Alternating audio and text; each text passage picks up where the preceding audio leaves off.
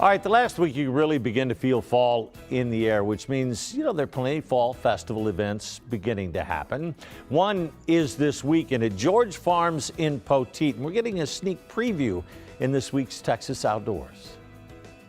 I love pumpkins.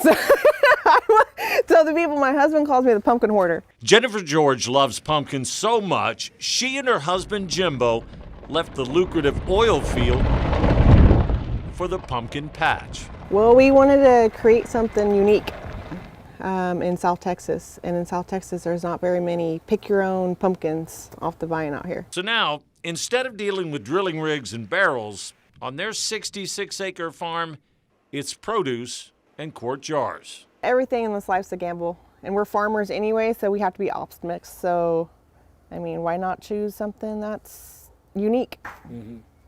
And people love pumpkins. Much like their vines, the farm itself is growing. Along with pumpkins, they grow seasonal vegetables, strawberries, blackberries, and their annual festival is getting bigger too. Backyard kitchen in the house. We have food from Backyard Kitchen. We have wine tasting from the Poteet Country Winery. We have desserts. We have jelly ball, hay rides, petting zoo, pony rides, a cornhole tournament, Kittyland, all types of photo ops. Roughly 30 vendors with just about everything you could imagine. Dude, this burger rocks. Backyard Kitchen was already set up, so You got lunch and dessert.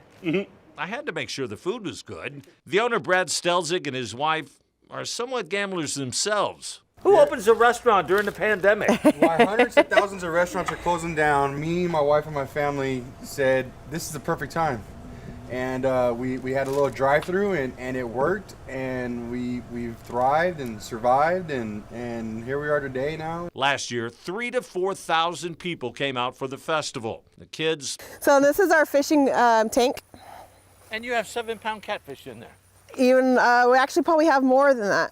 Love the chance to fish in the Georges Pond, My husband got tired of buying me flowers, so he planted me a field.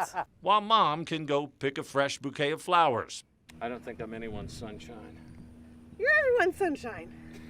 or stroll through the vendor area, which includes some of the most amazing pumpkin products you'll ever taste. You made that from scratch? I did. So I make these with all of our pumpkins. This year, they have to be made with pumpkins from somewhere else. Mother Nature's not been kind. It's hard to say in South Texas, but we had too much rain for pumpkins. Then the patch was invaded by army worms. But the Georges aren't laying down. There's some good ones out there, some aren't. But I'm still going to have a later season. I am determined to have a later pumpkin season. You're not giving up. I will never give up.